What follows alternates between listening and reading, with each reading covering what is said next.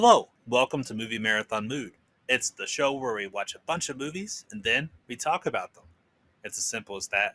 On this episode, we're going straight into the sequel trilogy with episodes 7 and 8. We're talking Force Awakens and The Last Jedi.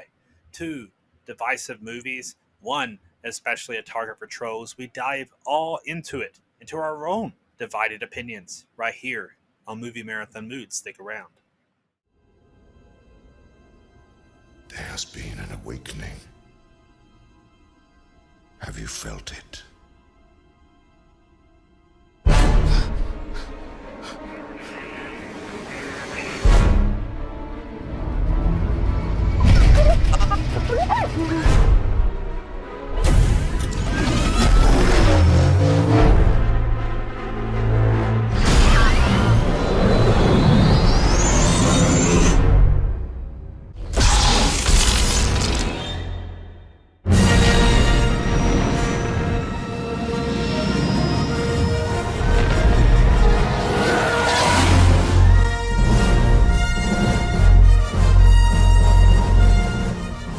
Hi, I'm Jesse Ghosttrap, joined again by my pal, good friend, brother Drew Cordell. Drew, my friend, how are you? Doing good, Jesse. How about yourself? Oh, we're doing fine. So we're finally here at the sequel trilogy episode, dealing with episodes 7 and 8 specifically. And because we're watching in story order, it is not the first time we've talked about the Disney era No. of Star Wars.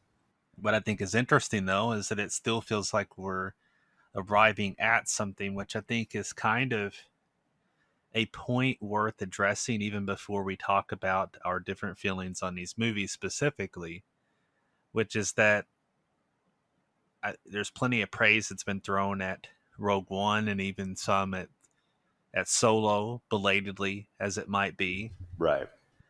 and plenty of ill will thrown at the likes of Kathleen Kennedy and company for Disney handling of Star Wars, which seems to neglect the fact that Rogue One and Solo and The Mandalorian and all these other things exist.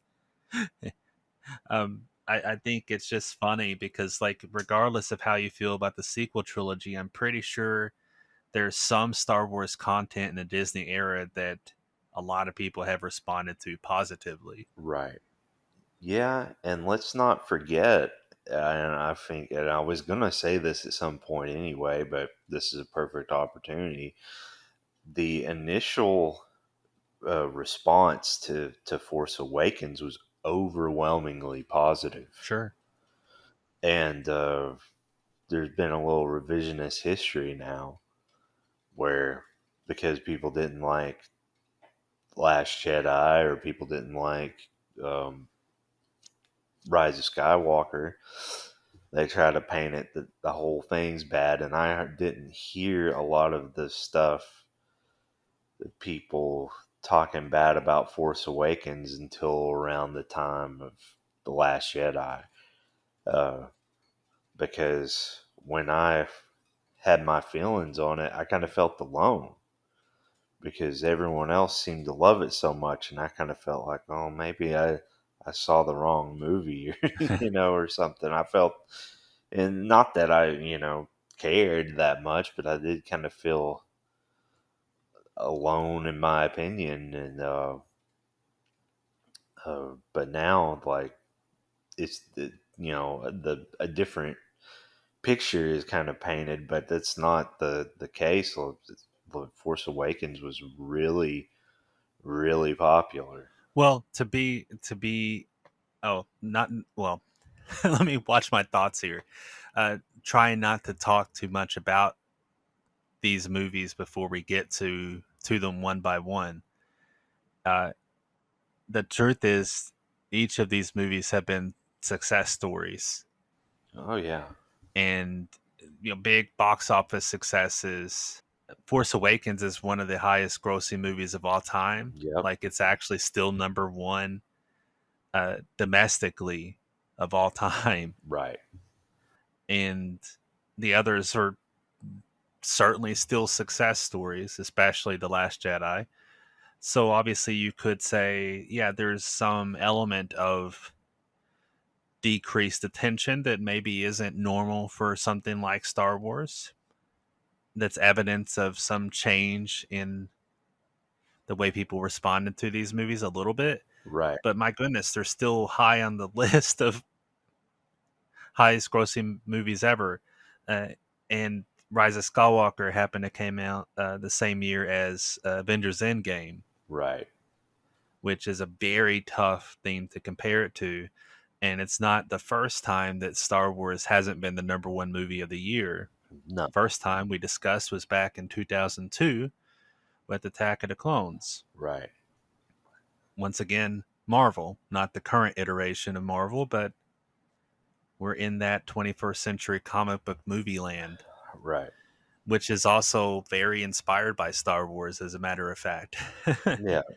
But my point is that I don't think the narrative that Star Wars is dead is anywhere close to true, and there's definitely divided responses to these movies, which has changed more and more over time. But let's start obviously talking about The Force Awakens, which is the first Star Wars movie to be made without George Lucas involved. And that, in and of itself, paints it in a very different light. There's no way this movie was ever going to be George Lucas's Star Wars. And there are obviously a variety of approaches to how it could have been done, but there's no world where it was going to be exactly what Lucas would have done. So that's kind of a tough point of comparison.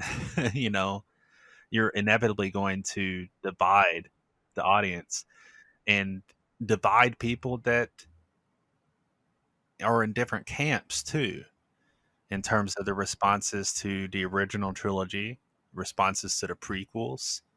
We've already talked about how we actually enjoy the prequels a lot more than sometimes the attention around them has been. Even having said that, it's not like the prequels have escaped criticism either. Uh, there are people that have come around to the prequels more, or grew up with the prequels, and are now praising them a lot more highly. Right. And then there are people that still very much think they're trash. So you have um, all these different camps of Star Wars fans, and I feel like it was inevitable that with this strong of a feeling about them, that there is going to be some division about what Star Wars is. A lot of that is centered around the continuing narrative of Star Wars. And obviously, in this case, the so called Skywalker saga, which may or may not be done with after the sequel trilogy. And I'm trying not to get too far ahead of myself again, talking about Rise of Skywalker, but it seems like we have, at this point in time, reached the end of the Skywalker saga, and what Star Wars is going to be is to be seen. A variety of different stories seem to be being worked on. But I feel like J.J. Abrams' approach to The Force Awakens obviously is very heavily influenced by A New Hope and original trilogy Star Wars in a lot of ways. He also, by the way, wanted to go back to shooting on film, which is another trait of the sequel trilogy, shot on film, which is what it is. But it's also a testament to Abrams not really reinventing things in a way that Lucas did. Every time Lucas went to bat, they were pushing technology. They were pushing to see new types of things, new planets, new types of characters, etc. And Force Awakens doesn't do that. It plays it safe in a lot of ways. And that in and of itself could be considered a point of contention for some, in terms of feeling maybe too safe. Personal opinion, though, I don't feel like that hurts the movie because I feel like what makes this movie unique is something that Abrams is often very, very good at, in my opinion, which is casting and working with his characters. And I feel like that's one of Abrams' strengths, even though I haven't always loved everything Abrams has done.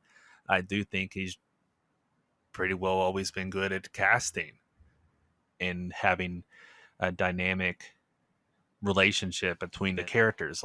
Chemistry has often been quite strong in his cast. And I think to some degree that one of the things that makes me like this sequel trilogy, well, aspects of it, I try not to get ahead of myself again. The reason I like Force Awakens is because it deals with this cast of characters that I really respond to. That's definitely one of the major highlights for me of the movie, which I also think is just really spirited, high energy, not without losing its sense of spirit. And on top of that, of course, it's bringing back original cast members, but it doesn't wholly fixate on that either. It very much is the story of these new characters, which is another thing that could be contentious for some in terms of who are we focusing on or not. But I personally really like Daisy Ridley as Rey. I think she's a terrific presence. I like John Boyega an awful lot, who recently was announced to be. I think I'm pretty sure. Yeah, he was announced to be in the Attack the Block sequel. They announced a sequel to Attack the Block, which was just really exciting news. I like Oscar Isaac an awful lot. I think that he, Abrams grabbed a lot of these indie darlings who have continued to be in a lot of unique and dynamic things, Right. which is something not too far away from what Lucas often did in his casting too. Right.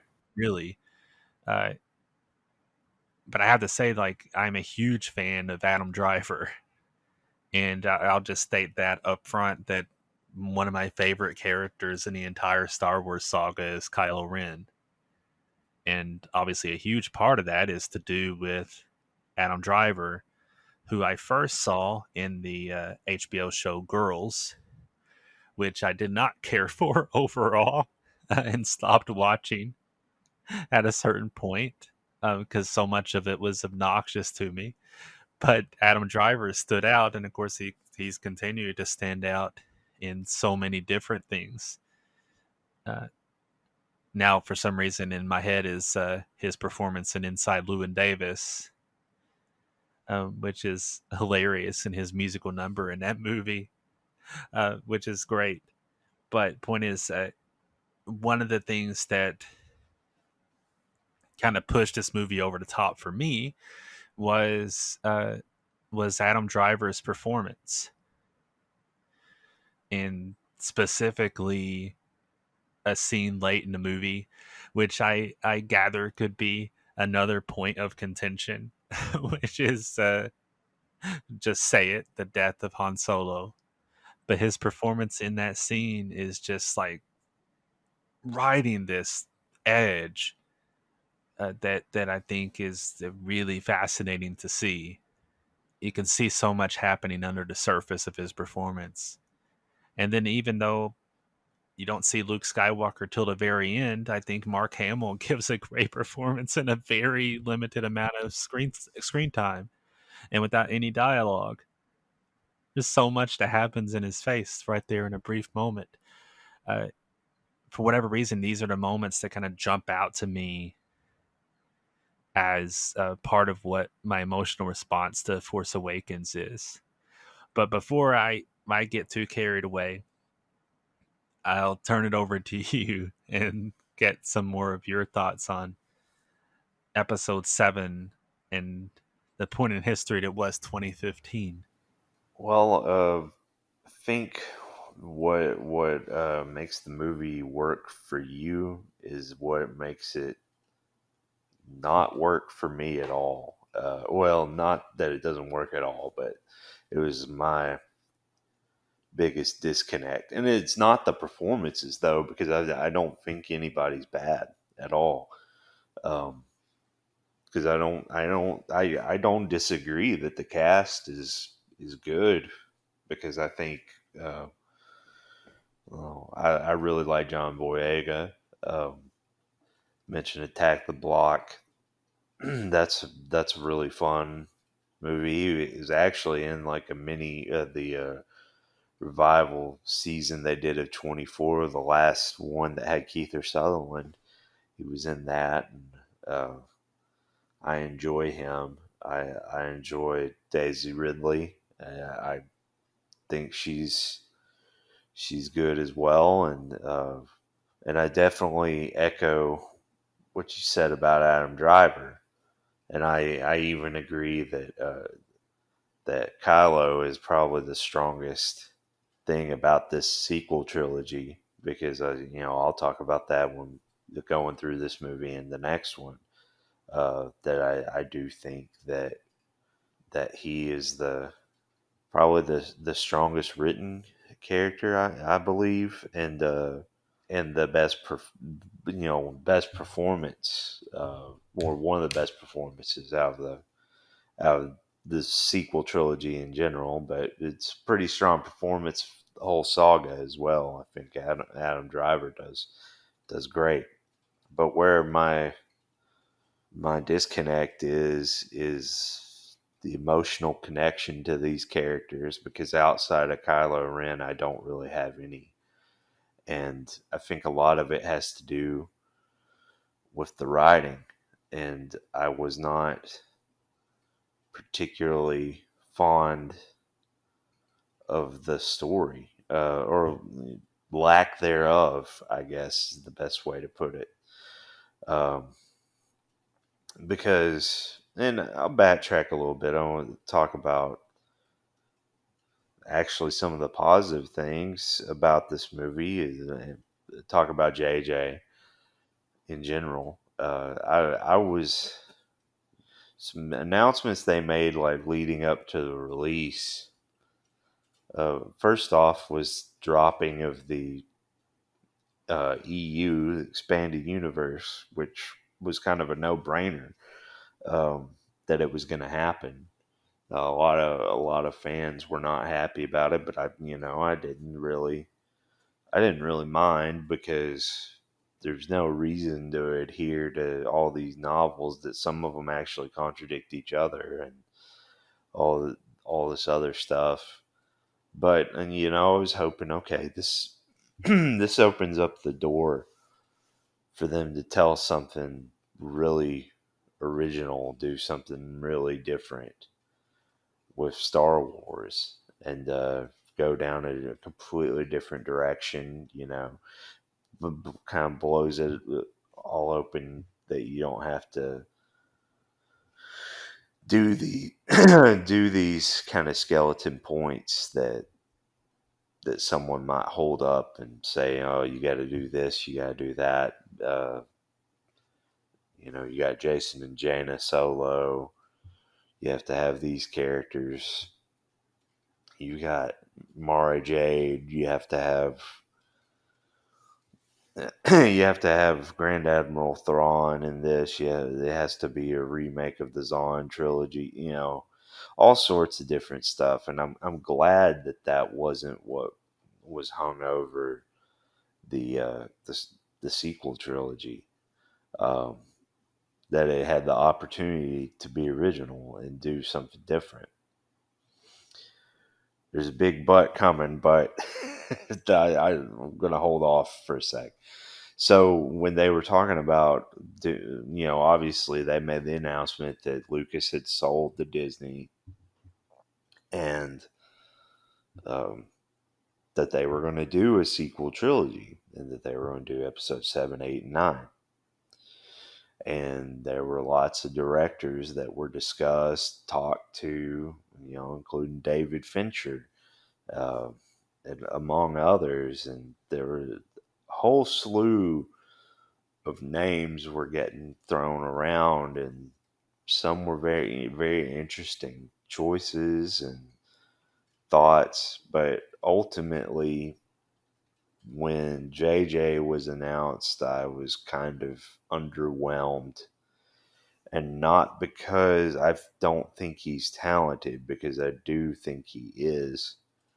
Um, I just think that when it comes to doing something, I kind of get, well, I think he's hit and miss with taking something that's established and doing something different with it, and putting his own stamp on it.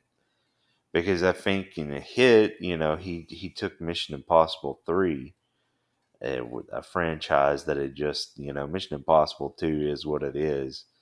Um, but, I don't know that people really expected the franchise to continue as long as it has um, now. And I don't think it would have without JJ's third installment, um, which was a really excellent, fun movie.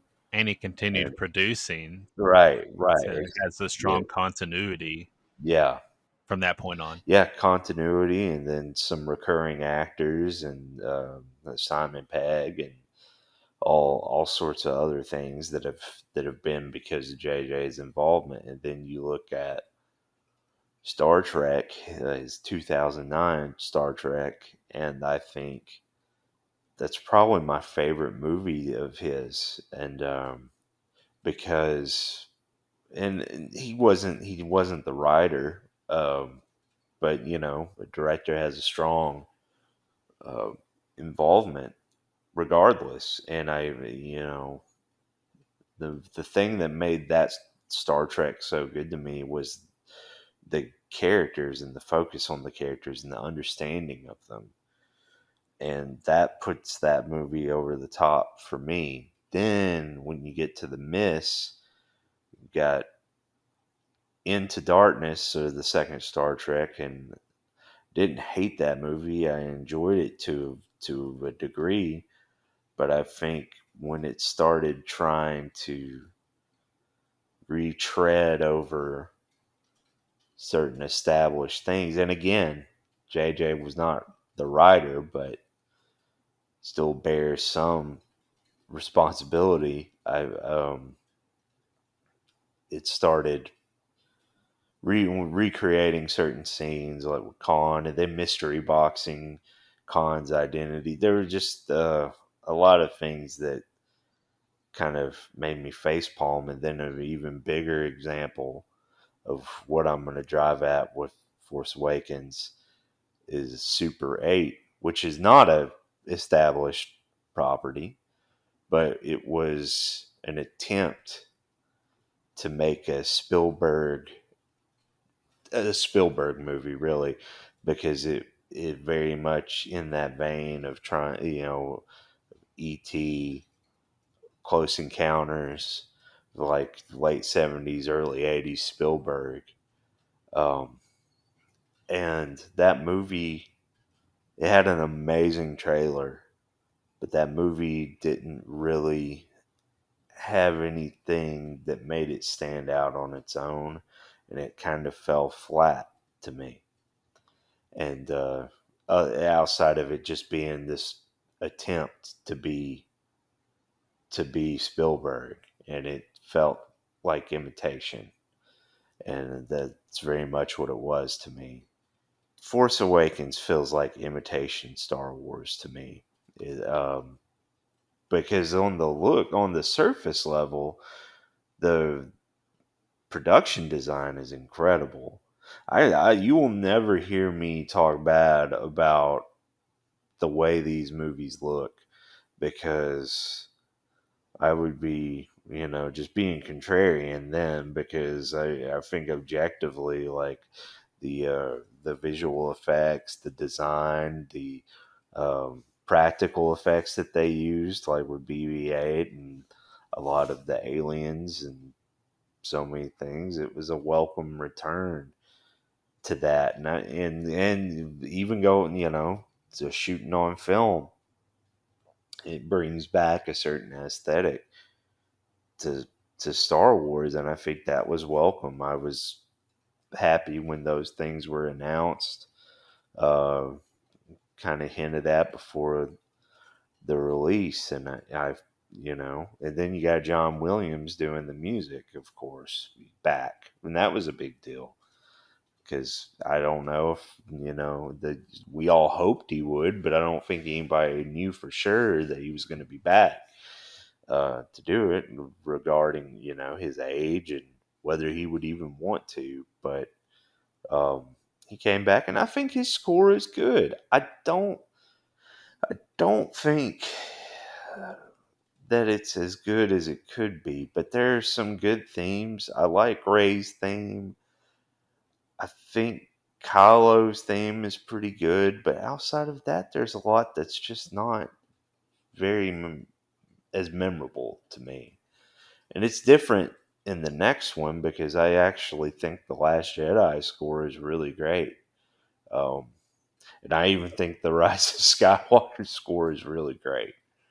Um, but the Force Awakens one, it's not bad though at all. But it definitely relies on a lot of older themes, and some of the newer themes sound really familiar to older ones, and then that's just probably going to happen. I mean, this is the seventh time that John Williams has done a Star Wars movie. There's only so much you can do. Um, but again, this is a strong thing though. You got John Williams doing the music, and but at the end of the day, I have to. You can have all those surface level things, and they can look like Star Wars, but I think what we've talked about in the previous episodes and talking about what makes some of them better than others is the characters and the emotional connect. And if that's not there, for whoever's watching, then that's going to kind of be detrimental. And for me, in a big way, these characters just do not connect for me. I think that I mentioned John Boyega first because I knew I was going to rip his character a lot, but I wanted to be clear that I like him, but I just do not care for Finn at all. And a lot of it is I think he's a really inconsistent character. And some of it's intentional, but some of it's ridiculous. Because at the beginning, I was really, I was throw it out there. Like the beginning of the movie, I really liked the opening scene, um, the the village, and all the stuff going on with Kylo's introduction, and um, Max von Sydow. Uh, just some cool stuff. Of course, you got Oscar Isaac, and I'll talk about him in a minute. Is Poe, you get BB-8. You have all that stuff, but you have this scene where a stormtrooper is killed and dies in Finn's arms, and he has, like, I guess you could say he awakens, but he like goes in shock and PTSD type thing where he sees one of his friends killed. Don't you kind of want to know who the actor is in that suit? That's his friend. Yeah, right. it it opened up a door that I it did not go through for me, because I thought, okay, this is going to have me really into this because I'm really interested to see where this goes. And obviously, I knew he was going to be the one of the heroes, because especially I thought he was going to be the way that they mystery boxed the trailer and everything. He had the lightsaber in the trailers. I had no idea where his story was going to go, but I was really interested in what was going to happen next and kind of the route they were going to go down. Then, Poe's captured and he's been tortured and uh, got that going on just a few minutes later, and Finn rescues him. And I don't have a problem with that per se, because if he's questioning everything, maybe he wants to escape, maybe he wants to get to the resistance, try to figure out his life. I definitely don't question that line of thinking, especially like for a Star Wars movie adventure. That doesn't bother me. But the when they get in the TIE fighter and he just starts gleefully killing stormtroopers and like left and right and yelling and celebrating, like just says a few minutes after we have that part where he kind of breaks down when one of his friends dies, when he sees violence. It's there's a big disconnect for me there. So immediately I was like, oh, I don't know about this. And then it's just a lot more of that because Finn's just very finicky, no pun intended. And I had a lot of trouble connecting to him as a character. Oscar Isaac, I think is a good actor. I love Ex Machina.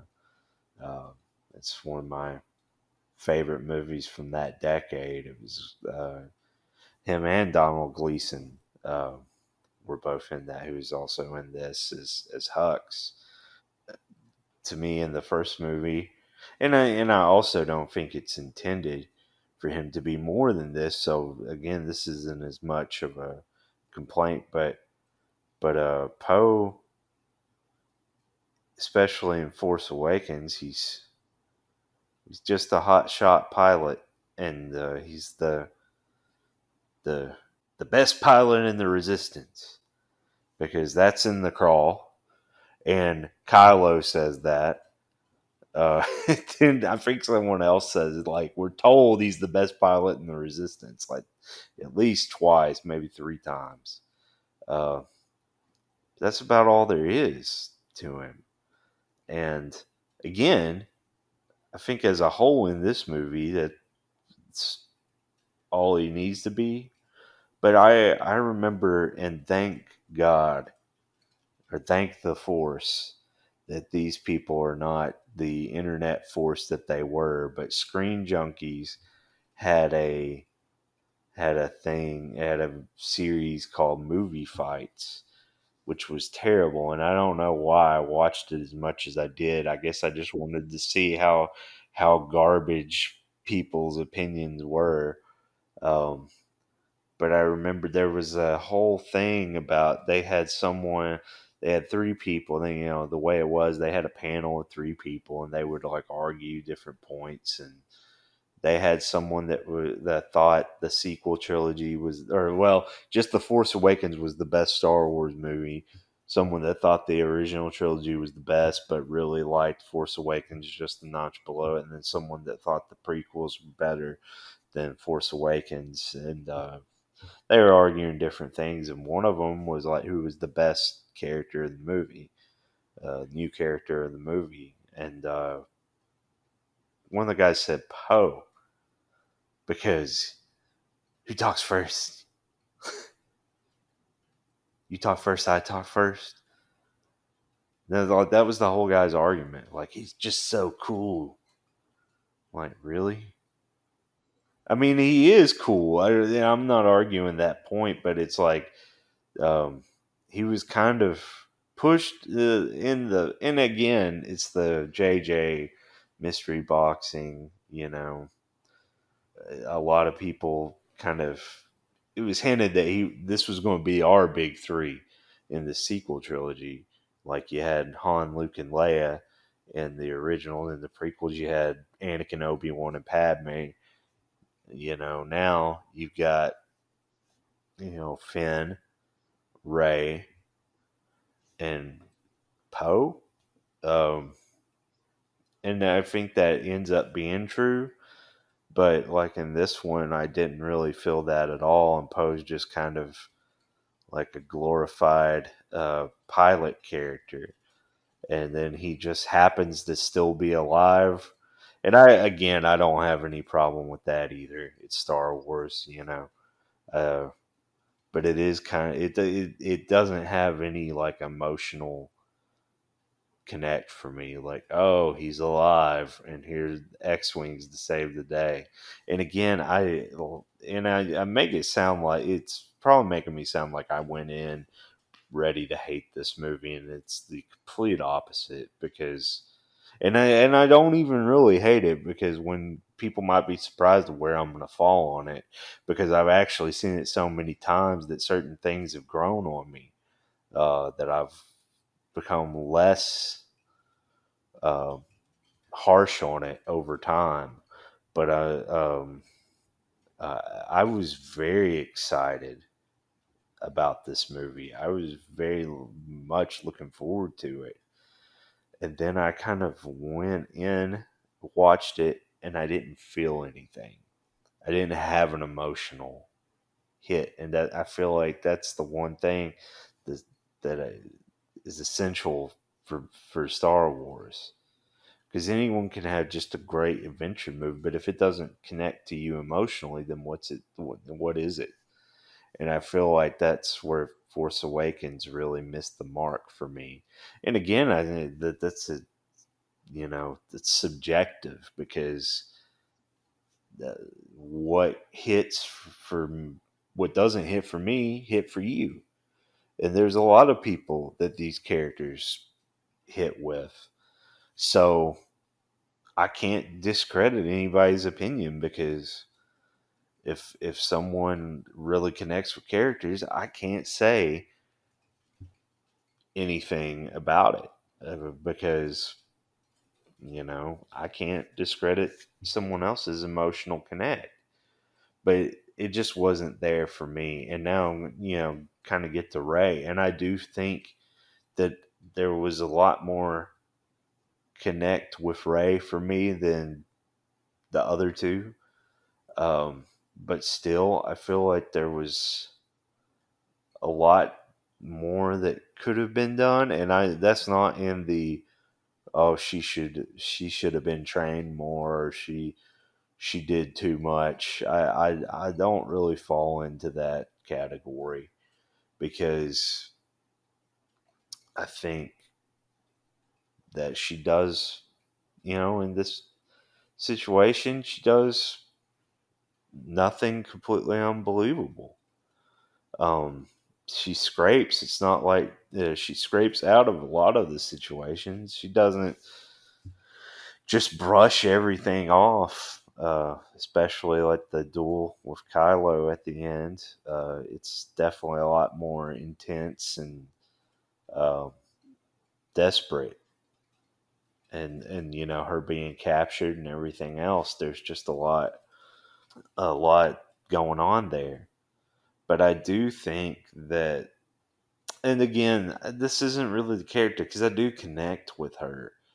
This is more of the movie itself, and the writing. And at the end of this movie, I just like, well, what next? And not the obvious cliffhanger, but I'm sitting there thinking, like, stakes wise, what do you do next?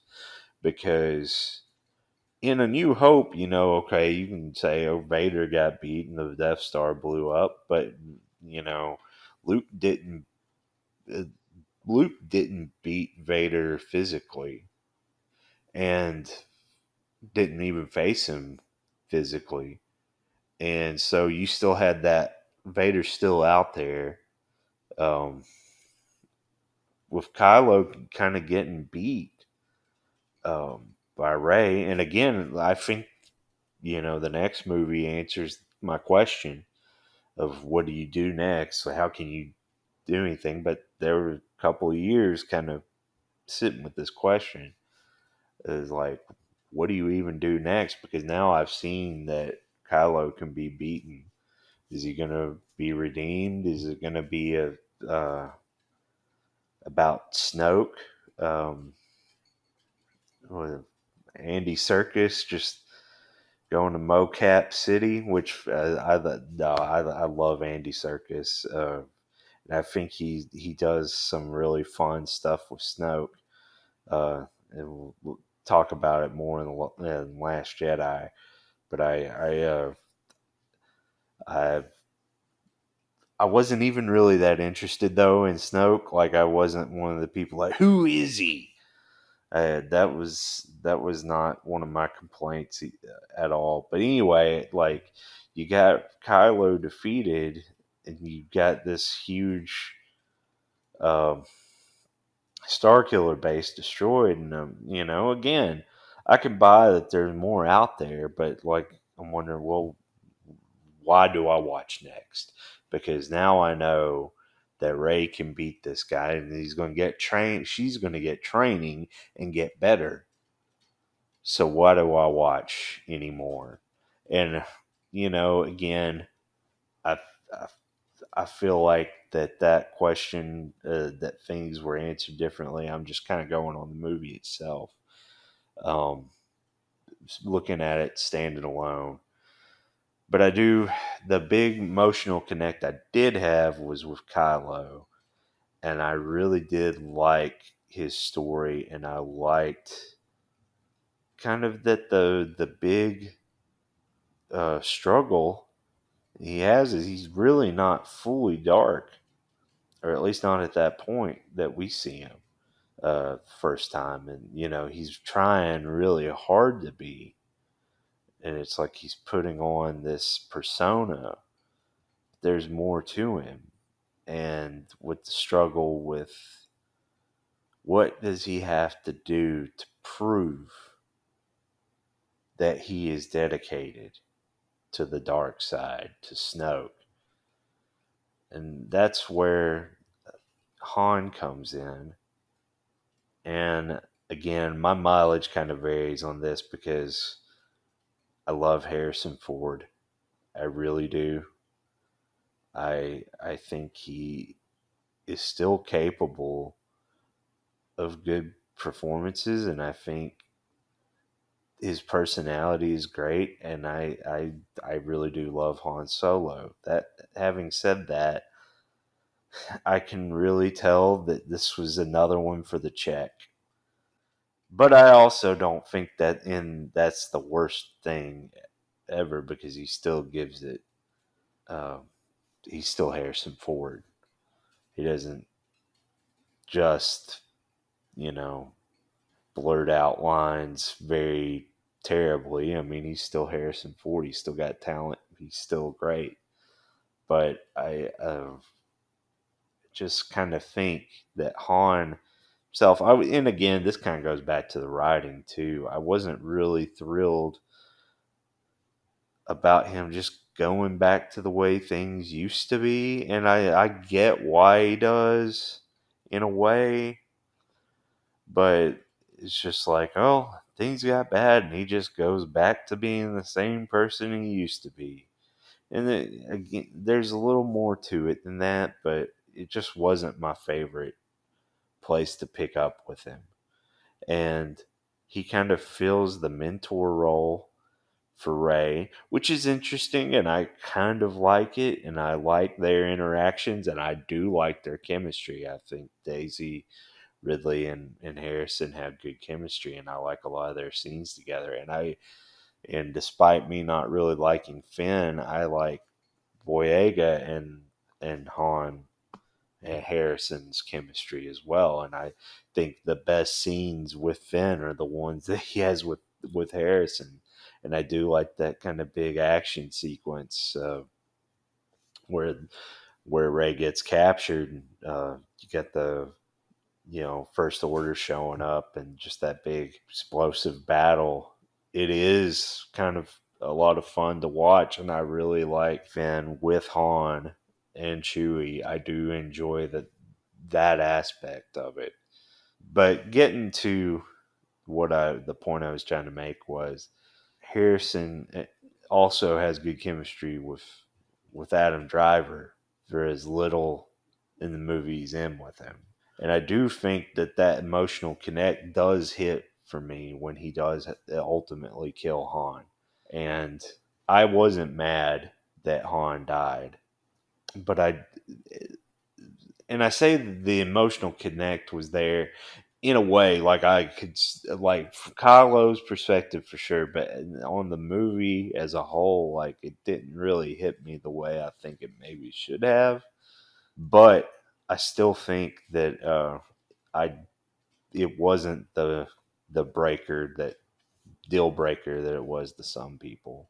I would usually try to not get carried away, but I knew I was gonna just kind of cover the whole thing here because we got a lot to say. Uh, just a couple of other things that I was, and this goes back to my point, like that they had this huge opportunity, like dropping the EU to kind of go and do something original, and they didn't, or at least not completely. I think there are aspects that are, but like, and I think make no mistake, I think Kylo Ren is completely different than Jason Solo in terms of character, but just on paper, son of Han and Leia that turns to the dark side. There you go. You got an Imperial remnant. They were called the Imperial Remnant in the EU. Now you got the First Order.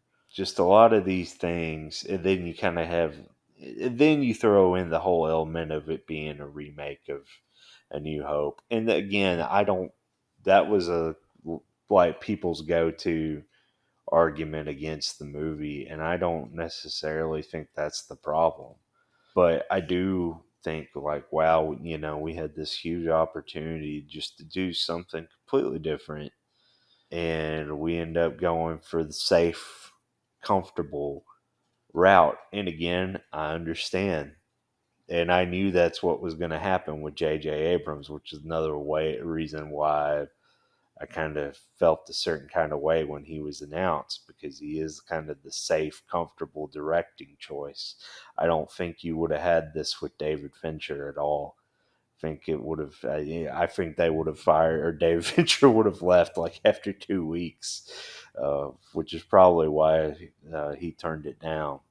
The Star Killer base being a Death Star, I'm it is what it is. It's fine, but like one of the things that really irritated me is like when they had that scene where they're talking about the battle and what they're gonna do next, and Han's like, "It's just a Death Star," and someone was like, "No, this is like 5 times bigger." Like it just feels like just the frat boy way of trying to make it sound so cool, and it just kind of made me roll my eyes. Um, But what does work about that finale, and I think that the space battles kind of fall short in this one too, because it's just a whole lot of Poe going like, pull up, go real hard. And like, I don't really feel like completely in it like I was the Battle of Yavin or Battle of Endor even. Uh, but I do like what happens with the lightsaber duel. And, I think you got to mention the guys from the raid kind of doing the stunt, the choreography and stuff, because there's a lot of intense movements with those lightsabers in that duel, especially between when Ray steps into the fray. It gets pretty wild. And then they have a humorous cameo with Han earlier in the movie, and I kind of enjoyed that. But all in all, I think that I've been a little more forgiving of it uh, lately, because I'm able to see some things that I didn't really see initially. And there are some threads, especially like when you able to see bigger picture. And obviously, like I like the next movie, which might shock people, but I like it a great deal more. Um, so I end up falling at a B minus, which is low compared to everything else, but it's right on par with Attack of the Clones. I probably think this is a little bit better than Attack of the Clones objectively. Um, so if we're ranking it, I'll probably put it above it. But I do think just on that missing pieces for me, like it falls a little lower than a lot of these other Star Wars movies. If you would have asked me a few years ago, I would have given it a C. Wouldn't have thought twice about it. But time has kind of made me a little more lenient on it, despite all the things I just said, because there are some redemptive qualities to it. But again, I do think it could have been way more, and it could have gone down a way different route and could have added more to it. And then with some of the things they did introduce, I felt like they just didn't go all the way with it, or just kind of shied away from doing something really daring. And you know that's disappointing. And I'll never forget the feeling I had walking out of the theater, which is really generally not feeling anything. And that was the first time I had ever said that about a Star Wars movie, and it was just kind of really crazy to me. But again, I've come down, or gotten a little less harsh on it over time. Well, I'll start by mentioning Oscar Isaac, who I really enjoy in this movie, even though it's not his movie. you know, Right, he is the cool character, the cool pilot, and sure, yeah, there could be more to him, but it's not his story. So like right. him being relatively in the background, I certainly don't mind. And I do. I mentioned earlier Inside Llewyn Davis, and he is the main character in that movie alongside Adam Driver, which is just kind of funny. When you play that game of actors being totally different characters in totally different movies, Right. seeing him with Adam Driver, a very different dynamic in that Coen Brothers movie, which gets me wanting to watch Coen Brothers movies, of course, but uh, including that one. But uh, regardless of which, uh, a little criticism on my end. It's actually ultimately not a criticism. I'm a huge IMAX fan, and they plugged like the Escape from Jakku, like being the IMAX sequence of the movie, shot with IMAX cameras, and most of it's digital, and so much of it is CGI, and Right. the Falcon uh, flying around, being chased, and all these digital tricks kind of loses the impact of being shot in IMAX film if you're not doing something in a practical location with practical effects and stunts. It's like one of the reasons that Christopher Nolan does so well with IMAX is because he does everything practically, or so much of it practically, I should say. Right. And that makes a big, big difference when it comes to seeing something done on IMAX film. I don't know why they shot that sequence in IMAX film. I have no idea. Outside of the slight novelty effect.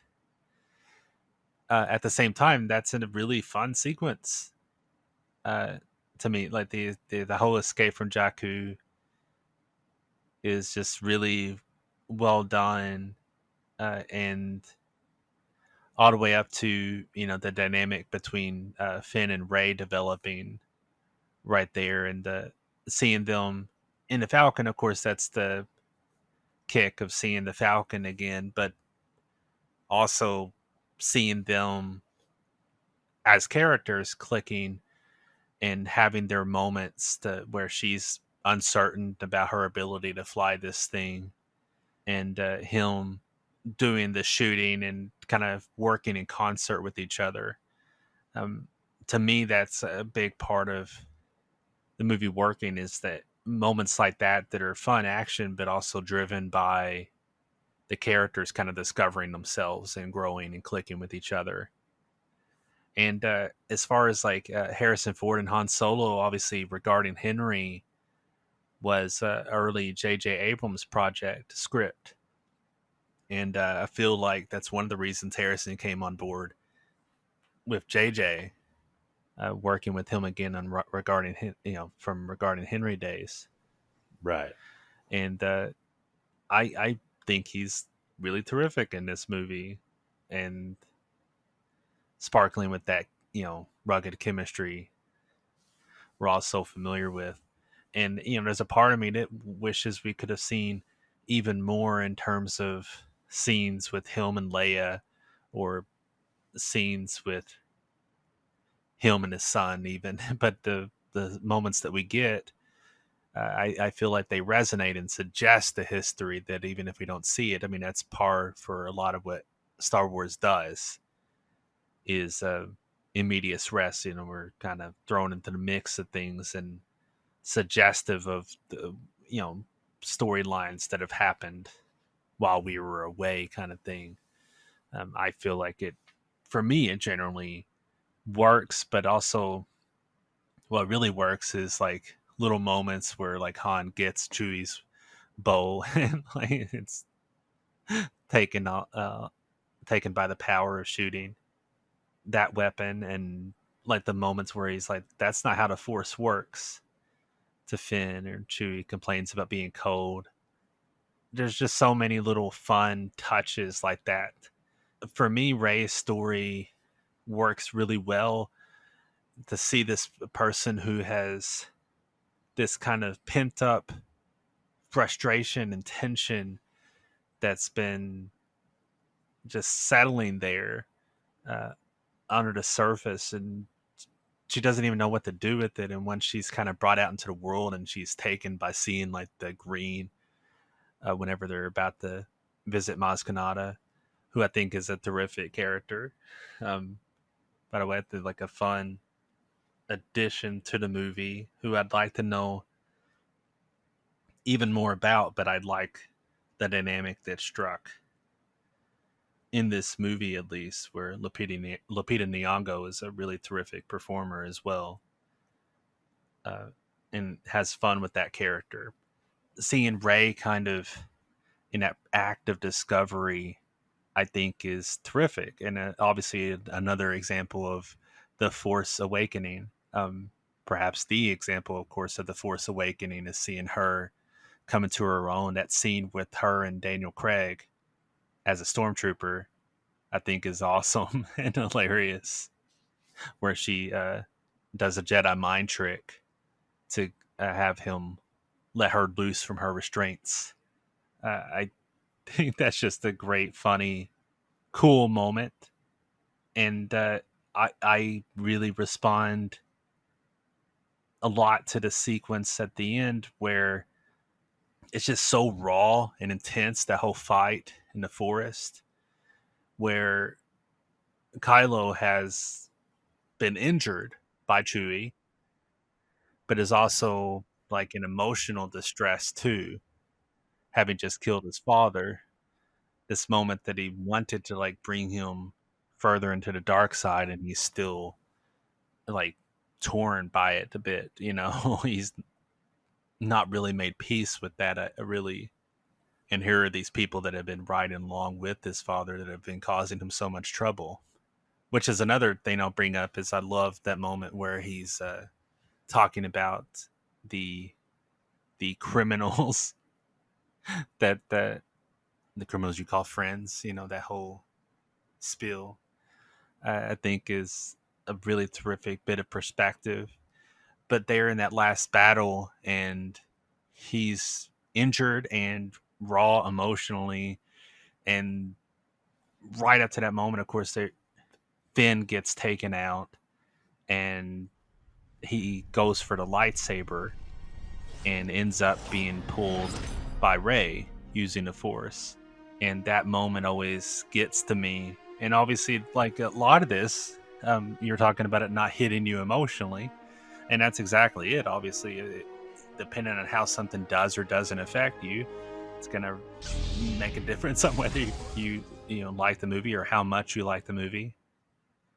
And for me, moments like that really resonate, and ultimately, what pushes this over the top for me and helps make it sing. I don't think this movie is as great as the original trilogy, but I do still ultimately give it an A+ because I think it's on that level for me. Like the things that I could nitpick on are not like things that ruin the movie. They're just kind of amusing little things like the IMAX sequence, and it doesn't really ruin the movie for me. It's just funny, like tout the IMAX sequence, but it didn't need to be an IMAX. Still a good sequence though, so neither here nor there. And it's kind of the same thing for me in terms of like mystery boxing. Like ultimately, the movie is what it is, so I'm going to judge it on those merits as opposed to what was hinted at or suggested or anything else. Uh, and speaking of, like, Captain Phasma is a cool design character that doesn't really matter in a movie itself, and some people were bothered by that. And I like Gwendolyn Christie a great deal, but I don't care that Captain Phasma wasn't a major force in the movie. That doesn't change anything. Uh, she didn't have to be, Right. just because she looked cool. But that's the way that so often goes. Expectations that sometimes ruin people's perspective. For me, that works the way it is. Yeah, I feel like this movie is just full of so many little fun, enjoyable sequences and touches, and then on top of that has the emotional reality. I totally can see your point about Finn, especially like right there when he's having PTSD, but then soon after is battling his way out. And that can definitely feel like a disconnect. I feel like it's pretty similar to a lot of other adventure stories, where the violence is kind of sidelined a little bit, and the effect that it has on people can be kind of looked over, glossed over. The actual impact of violence like that uh, could be interesting to delve into that even further. But I ultimately still like Finn a great deal in terms of just wanting to escape and just wanting to get away, but ultimately getting pulled in to wanting to fight. And especially with his connection with Ray, that's kind of a big part of what also draws him in terms of being pulled into the fight. I agree with you too. Like his scenes with Harrison Ford are terrific, but yeah, I guess you could call it cheap that Harrison ultimately, so to say, got his wish that Han Solo dies. Um, and I hate that there was a part of me that was thinking, "Oh, that's what's going to happen." But the entire time they announced that it was going to be Harrison Ford in the movie, I was like, "Oh, he's going to die. He's probably going to die in the first movie."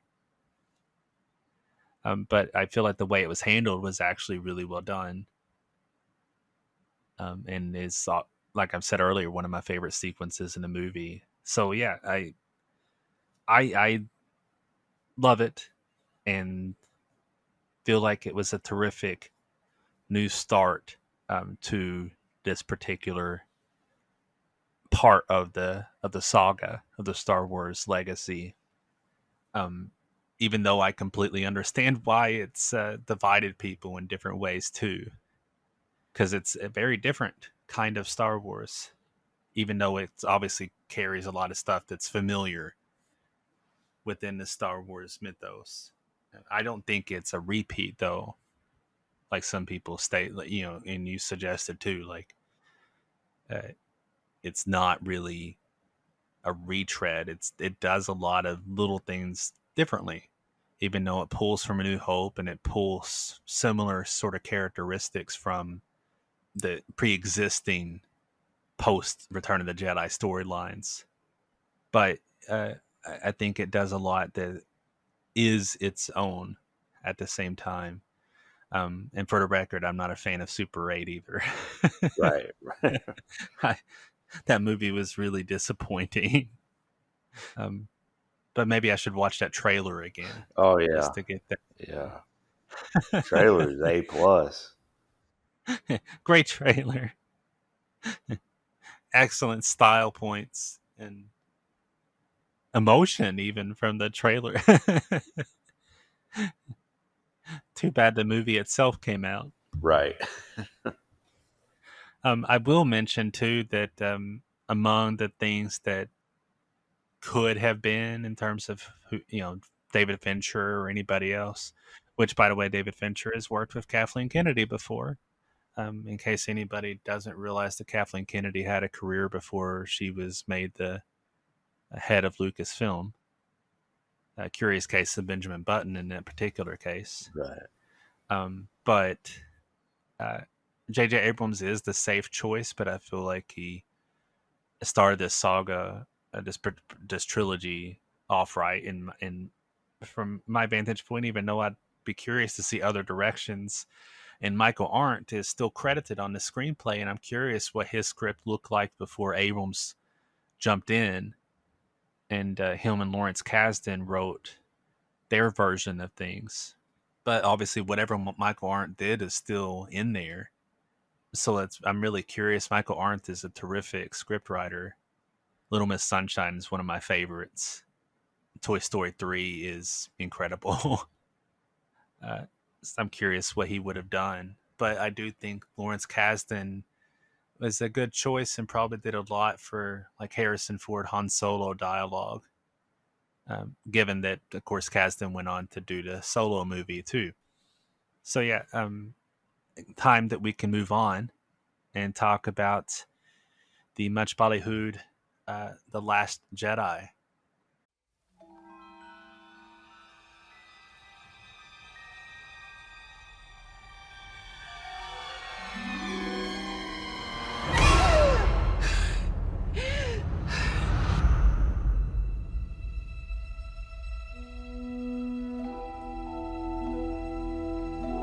Breathe.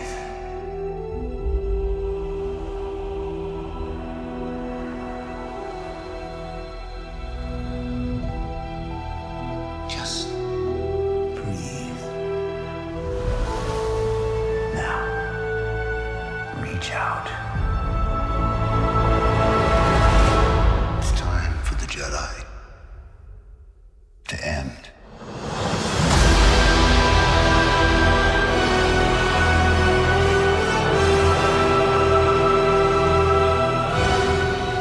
So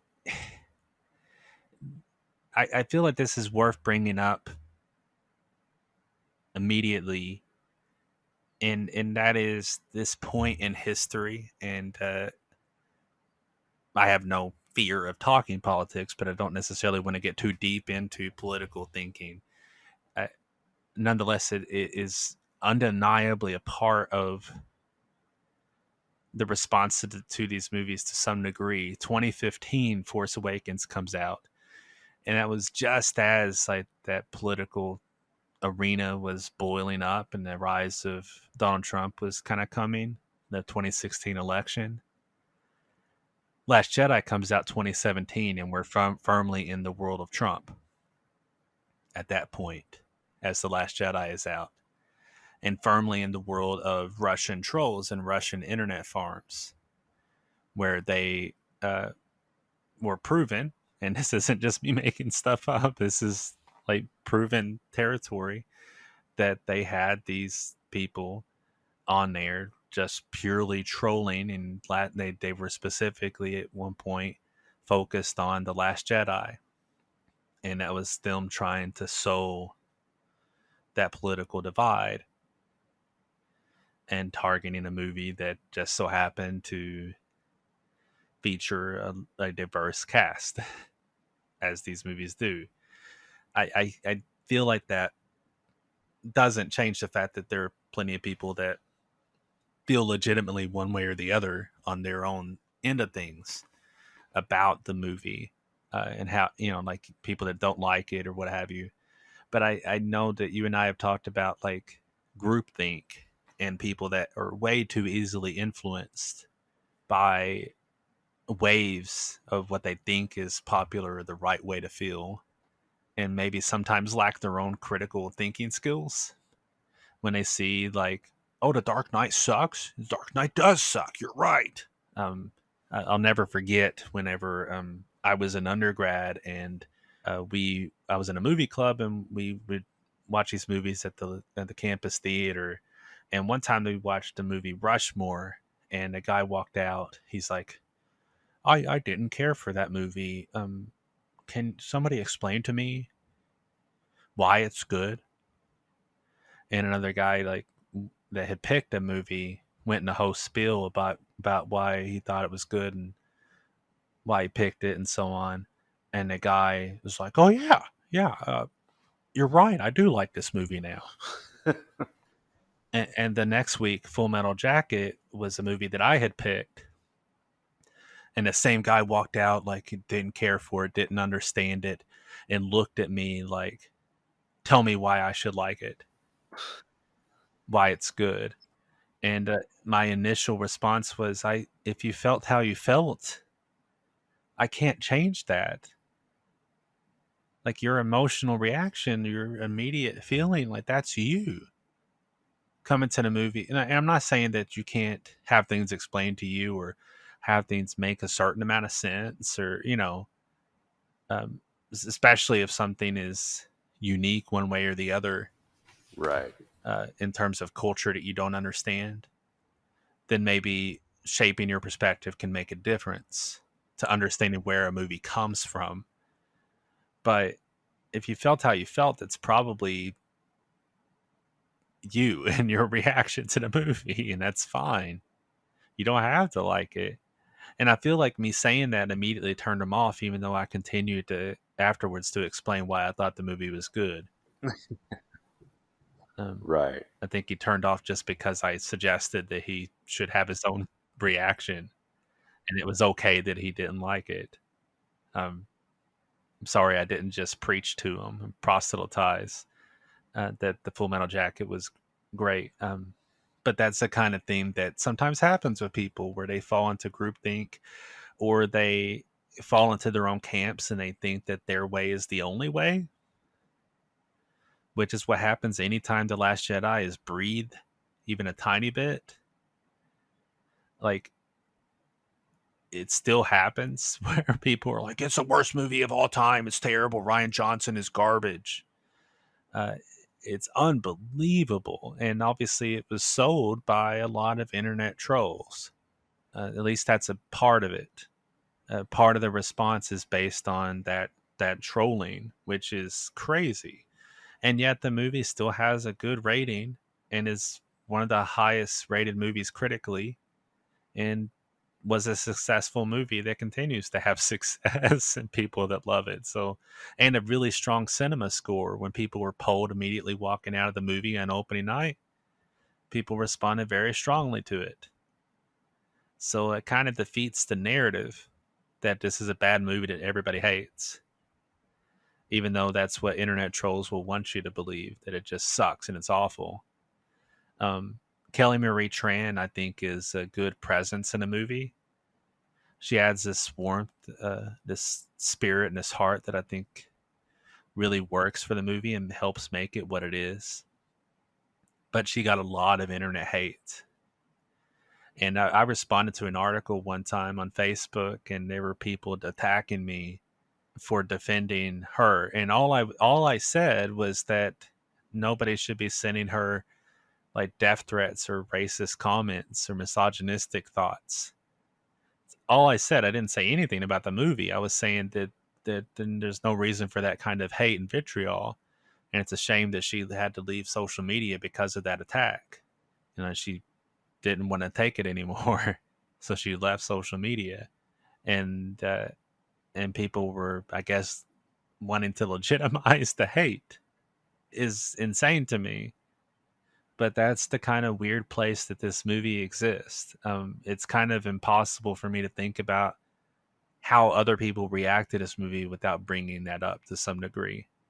Outside of that hatred, that level of intention, um, just looking at the movie itself, I can understand why some people wouldn't care for it because it is so different. It's very much a Star Wars movie, but it is very much Ryan Johnson's version of Star Wars. And on top of that, it goes places that people might not have expected even after The Force Awakens.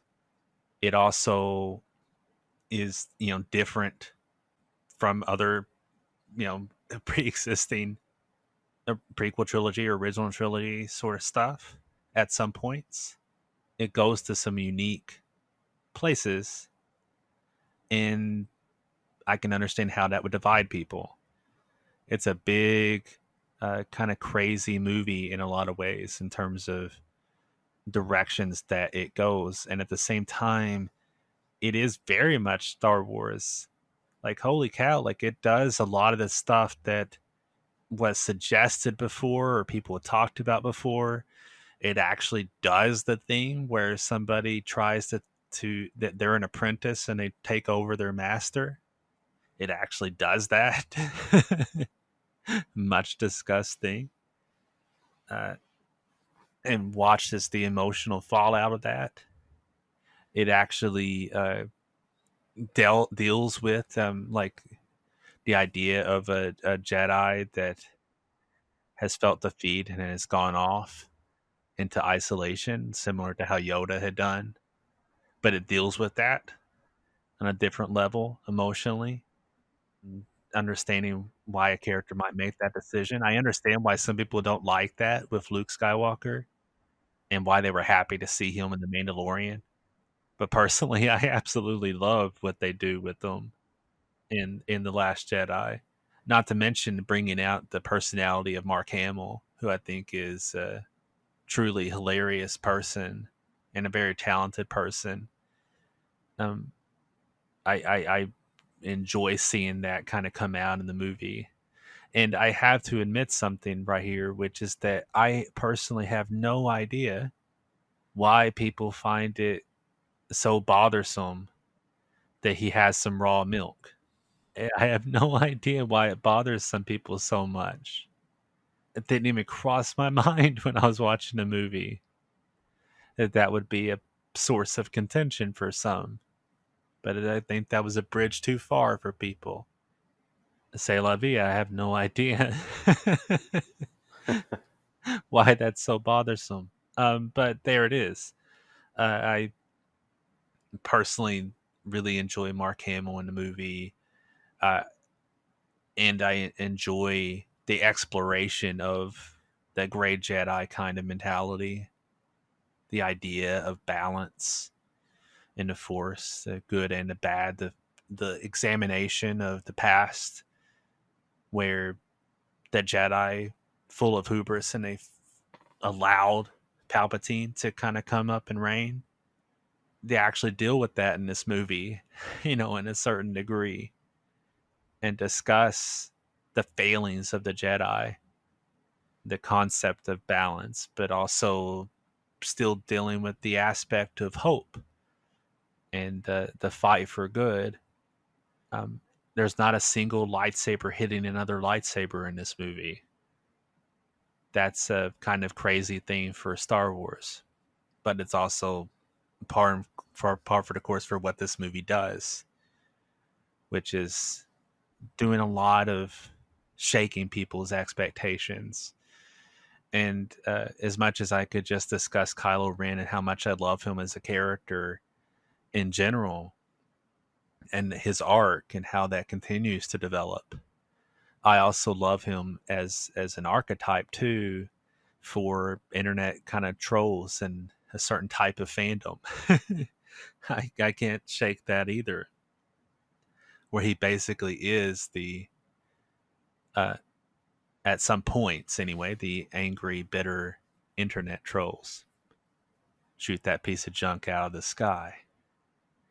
Uh, he is overwhelmingly full of hate there at the end.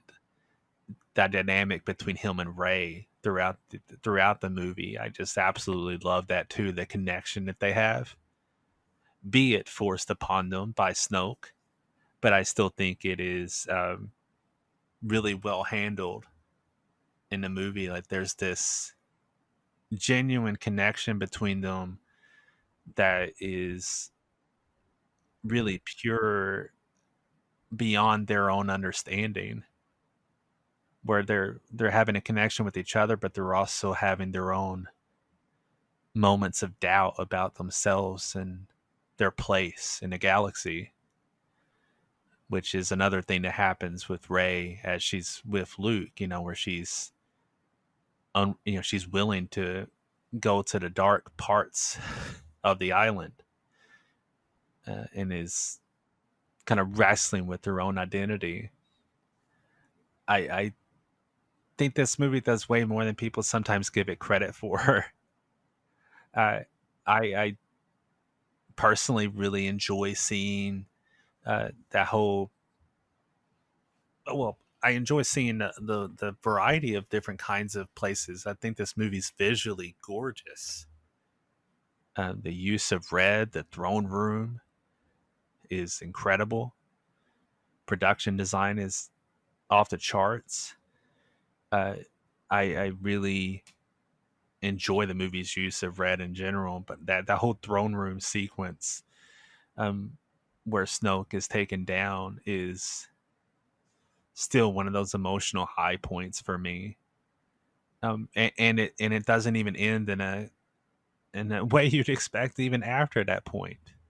It continues to deal with the characters as complicated beings with various motivations, which I think is ultimately what Rian Johnson did a lot of, which was to look at the characters and to continue the narrative with how he thought they were, which picks up immediately after Force Awakens, which is another thing that's unique for Star Wars, is to pick up the story immediately after the previous movie.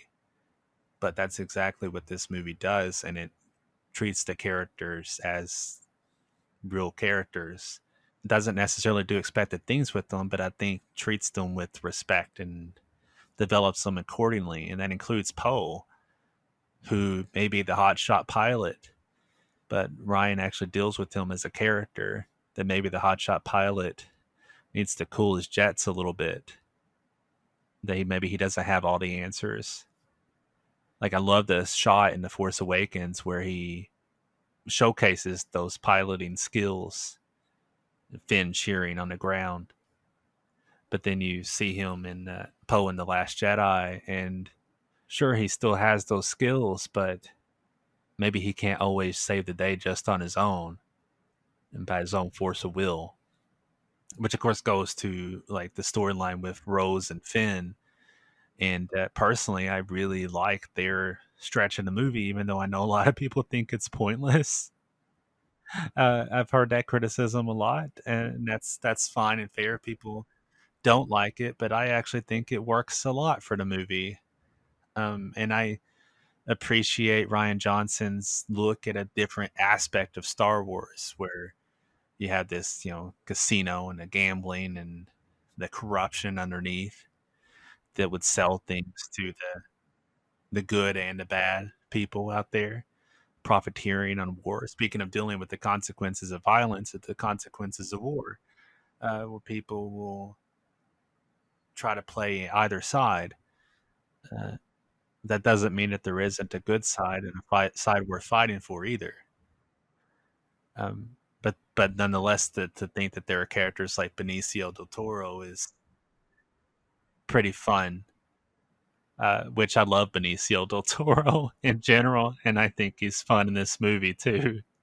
Um, Unique character in Star Wars as he might be, I really enjoy that. But I again, I can imagine why people would not respond so positively. But I actually really like seeing that side of Star Wars, expanding the idea of what exists in a galaxy. And I also like Ryan Johnson's sense of style and sense of film history, including, like, Lucas had lots of shots inspired by Kurosawa or inspired by the Searchers and so on, and John Ford. And Ryan Johnson has shot inspired by the first movie to win Best Picture at the Oscars, Wings. That long shot that comes in across the casino floor and eventually sees Finn, uh, inspired by the shot in Wings. And I just think Johnson is a really terrific writer and a really terrific director. I'll never forget seeing Brick for the first time, and it really kind of blew me away. And he's continued to impress me. The idea that Ryan Johnson is not a good filmmaker has continued to resonate between some trolls, which seems to neglect anything he's made outside of The Last Jedi, conveniently, including directing 3 episodes of Breaking Bad, including perhaps the best episode of Breaking Bad, Ozymandias. But so that goes. That's only an aspect of Ryan Johnson. And now, of course, he's had huge success with Knives Out, including a tremendous deal between him and Daniel Craig to continue with that franchise, which is crazy to me that they've had that level of success with Knives Out, even though I thought the movie was fantastic. But um, I really respond specifically to The Last Jedi, though.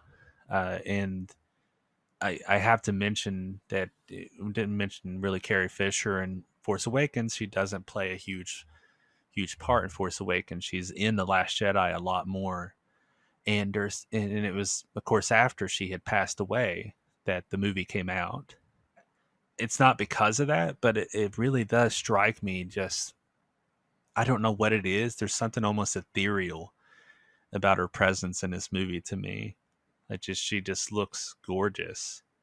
There's so many different shots that really stand out to me in the film, and I feel like it makes a big difference on the movie. Even just imagining that loss, and uh, she's a big part of the success of this movie for me too. The scene with her and Mark Hamill is really touching. It could have been nice to have seen the original trio all together on screen again, but I don't mind that we didn't get that either. And that sequence between Luke and Leia right before Luke goes out and faces the First Order, which is another brilliant moment, brush of the shoulder included. Just that breath right before between Luke and Leia is a really just beautiful, touching moment, I think.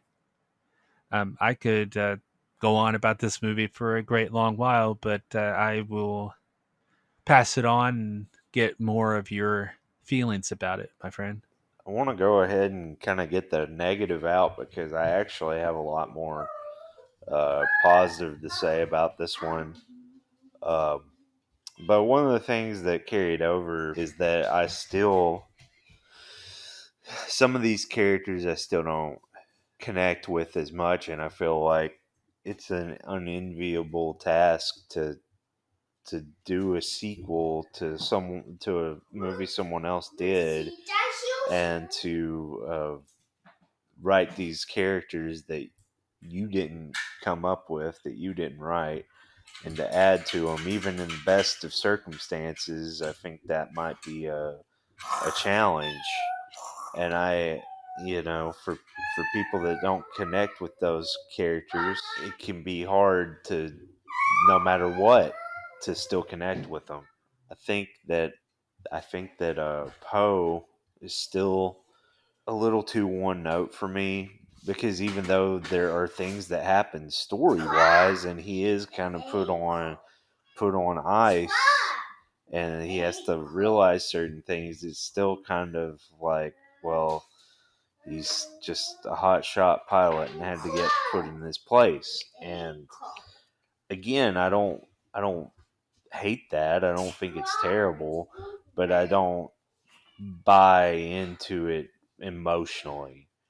And I'm going to throw out an opinion that might be controversial, and it's really not meant to be. It's not, and it wouldn't be if certain circumstances had not happened, but I just did not like Carrie Fisher in these movies. And it's not that I didn't like her. I guess I didn't. I don't know if it was that I didn't like that they just made her a general and didn't really make her a general in Force Awakens. She just had the title. She didn't really have anything that really made me go, oh, she's a general. In this one, they actually have it. But again, there's just something about it. It's not that her performance is bad. It's not that she's terrible in any way, but it's almost like you see her so close to the end and she looks tired and she looks like physically unwell. And I guess the argument could be made that Leia would be in a similar position. Um, but it's hard to see past the Carrie Fisher and see it as a character thing, knowing what happened. So for me, I guess not liking her performance in these movies isn't exactly the right way to phrase it, but it's complicated and it's not pleasant to watch her in these movies, I guess is the best way for me. One thing I really don't like is the military storyline, and it's not the Holdo stuff because I think Laura Dern's pretty good. I like her a lot. She's great. She's pretty good in this movie. I don't have any problem with that. It's the kind of over animating Saturday morning cartoon villain nature of the First Order now, and almost outside of Snoke and Kylo, there's almost no real tension for me because now the stakes are kind of thrown out the window when you're dealing with a bunch of goofs. And the beginning, the first battle, it's fun, but there's just almost too much fun, and it doesn't, and it also tries to be emotional too and have some big stakes, but it doesn't really feel like it does to me. Those fall short because of some of the other things. I think Hux becomes a joke, and I think Poe becomes way too jokey, and those are things I just didn't like on the outset. Um, and like Poe is a terrible pilot because he doesn't put his visor down um, before he takes off. And this is the best pilot of the Resistance, and his visor gets thrown down when he starts going faster. That's a nitpick and just kind of joking, but it's one of those things. Uh, that opening sequence, it kind of fell flat for me.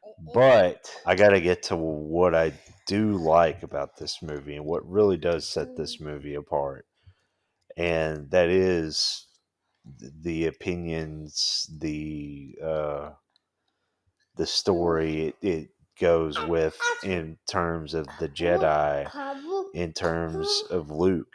And one of my biggest disappointments, and I kind of wanted to hold it off until now in Force Awakens, was I had a lot of problems with the mystery boxing of that movie because I actually want to jump back just a little bit. You mentioned Maz Kanata being a great character, and I wanted to know how she knew so much, and she didn't seem to be connected to anything, and it was all mystery boxed. And Luke's hand or lightsaber and how she had it and all this stuff got thrown to the background and kind of conveniently, for another time. And that was a frustrating thing to me about Force Awakens as well, is that a lot of it was like that. And Luke was one of the major things because we know Mark Hamill's in the movie. It's built up. We're looking for Luke.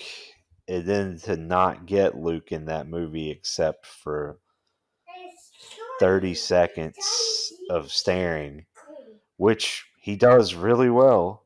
But again, I was that was another thing that just kind of left like really okay.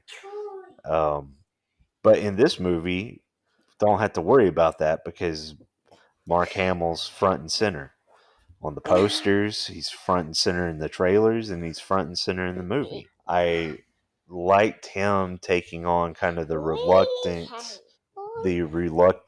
teacher role that kind of Yoda filled initially, and that Luke fills now in The Last Jedi. And I don't know in terms of where people's dislike for the movie when it comes down to what's trolls and what's actual complaints, because I knew a lot of people that really had a strong hate for the movie, and their opinion is their own, and I definitely get it in a way, but I think that one of the biggest things that I see is that people didn't get the message from the prequels that the Jedi were kind of in the wrong in a way. And not that they were bad, but they had been the hubris, they kind of been corrupted and gotten so trapped in their own dogma that they ended up destroying themselves, essentially. And I wanted to point that out when we were talking about the prequels, but it slipped my mind when we were doing the review. But that's ultimately what happened. And I feel like because of the nature of Star Wars and people's perception of it always being black and white, it's like, oh, the Jedi were good. The Jedi were good, and the bad guys won at that part. Well, it's a little more to it than that.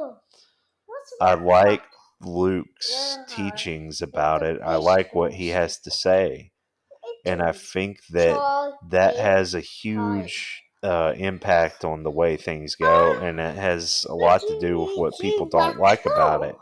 Because now it's kind of shades of gray, and people don't want to deal with that. People don't want to think, well, if the Jedi can't be good, then, or it can't be the way, then that's dumb. And Luke kind of going into isolation, I also understand, and I think a lot of people tried to make too much of that because they tried to make story arguments. Ultimately, it was because people wanted to see him in action more. They ended up getting that in Mandalorian, but even not having that in the perspective, Last Jedi, I think Luke is just a great character in it, and I love the way that it turns out, and I love the way that he teaches Rey, and I love the design of Octo, and I really like a lot of the things going on there on the island. I like a lot of the design work. There's a lot of Akira Toriyama influence in the design, and there's a lot of like giant fish and the kind of frog priestess or whatever they are. um, really really interesting designs, and I like that, and I like Luke's seclusion. I like his response to Rey. I don't think it's, people made such a huge deal about him throwing the lightsaber, and I think it's kind of pitch perfect. I like the kind of, reluctant training. I like his anger, and resentment of everything. But I also like the tenderness and kind of slow tilt back towards going towards the adventure, towards, what Ray wants, between seeing R2, between Chewie telling him what happened to Han. I think you see all these things as I am now bombarded by a child and a cat as I try to get my feelings out. But no, seriously, I I really do like Luke in this movie, and I think that the big emotional part for me is the end with the project force projection, which ended up being pretty great. And I love, the see you around kid. I love that whole way that thing plays out. And I thought it was genius. And I agree with you that Ryan Johnson definitely is um, a great director. And I haven't seen Knives Out, but I've seen a lot of his other stuff. I think his energy lent well to this story. One other thing I really love about this movie is that it's kind of like Empire Strikes Back and Return of the Jedi in the same movie. That it kind of throws everything in together, and it doesn't feel bloated to me. It feels pretty interesting, and I liked, I asked those questions at the end of Force Awakens, like, why should I be interested now? And one of the big things is Kylo and what he does, and the whole, let the past die, kill it, and with what he ultimately, the path he chooses. I love that as well. And him killing Snoke was just really great. It was such a nice twist, and that throne room throwdown was just really cool. And again, it's like, okay, now I'm asking in a completely different context what happens next, because how, you know now I don't know where this is going, and I'm actually interested to see where we go, because now Kylo is taken over, and it's not going to be the same old thing. It's not going to be a retread. It's completely different, completely different door to go out and see what's behind it, because now you kind of have this guy that's been trying to be someone else his whole life, and now he's kind of figuring out who he is and making his own decisions.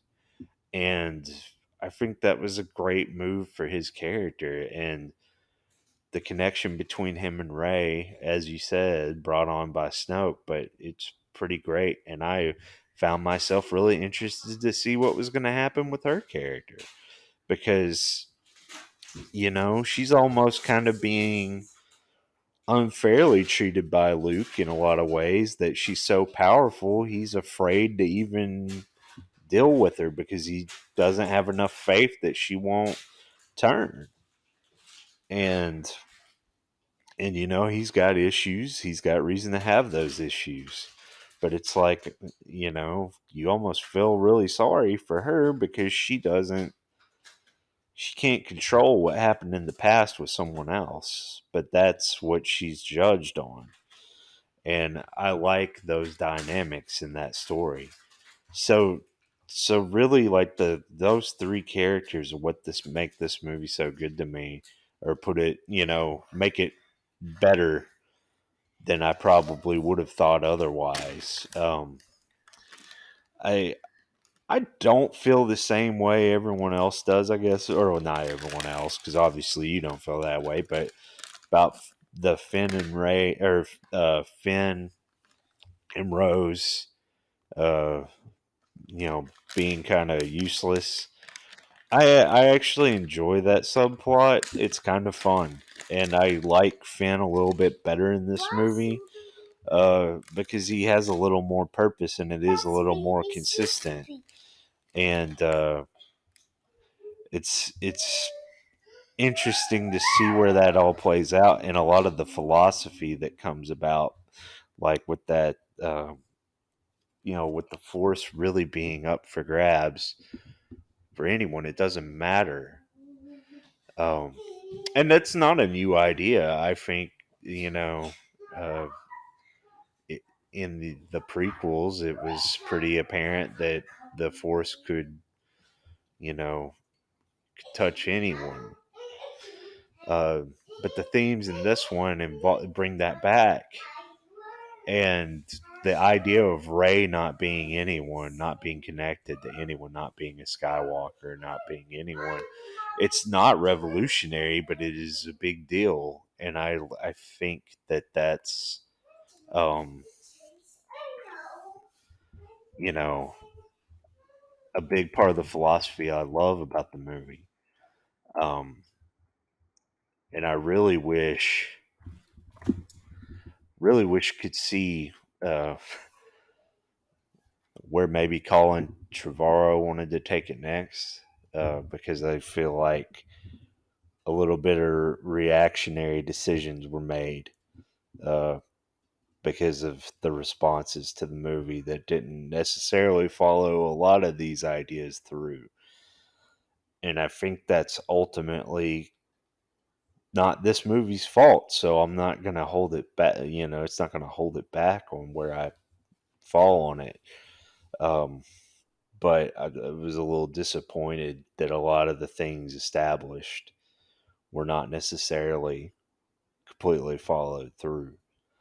And it's a shame because I think Ryan Johnson really put a lot of interesting ideas at play here. Ultimately, I really do enjoy this one a little bit more, and I'm gonna give it an A minus because I think there's a lot more heart and a lot more thought put into this one than Force Awakens, and I enjoyed it a lot more, and it feels more like Star Wars to me. I kind of made the point that Force Awakens feels like imitation Star Wars, but this felt like Star Wars, and even some of my misgivings about Poe. And even like how I feel about seeing Leia in these movies, and that's an unfortunate thing. And I don't know, it's not. I don't think it was Carrie Fisher's performance's fault. It's just it's. I don't know how to quantify my feelings on it. I know I'm not really crazy about it, but I don't know why. There's just something about it. But that's neither here nor there. Um, because ultimately there's a lot more to it than that. And I do love the scene that she has with Luke. And that is really touching, even though it's just his projection, but they are connecting. And I'm like you, I wish we would have had a lot more scenes with them and together. Really, I wish we could have had a scene where all three of them were together. Um, but sadly, we didn't get that. In any of these movies.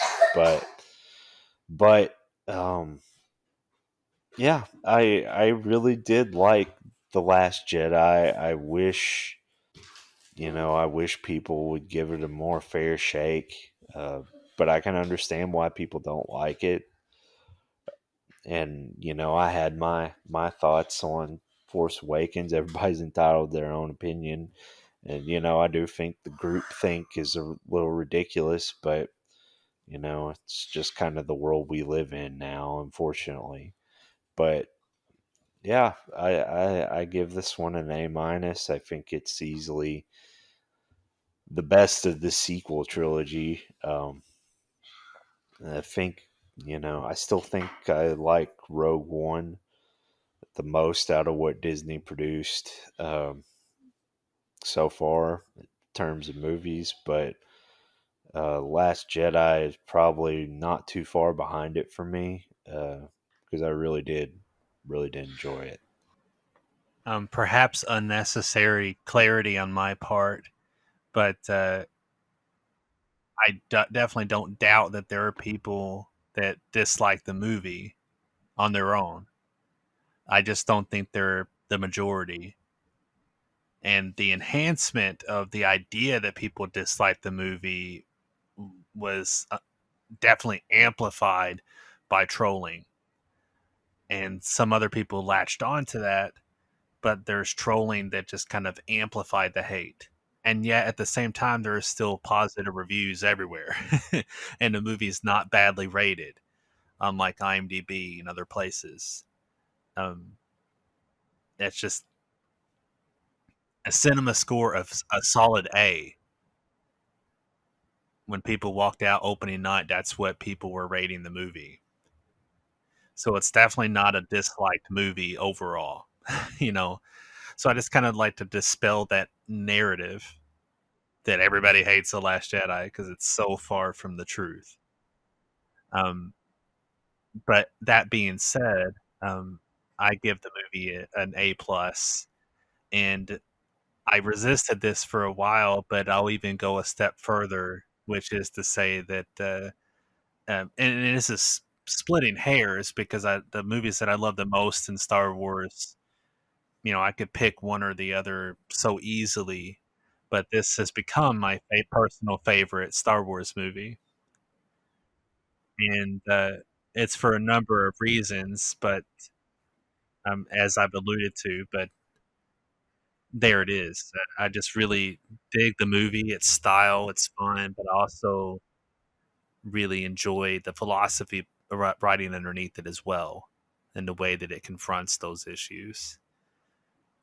It's just something that I really enjoy a great deal. I'll briefly mention that Andy Serkis is terrific. Didn't really address him too much. Andy Serkis is a great character um, as Snoke, as little as we see of him in general. But I think he makes an impression in the time that he is on screen.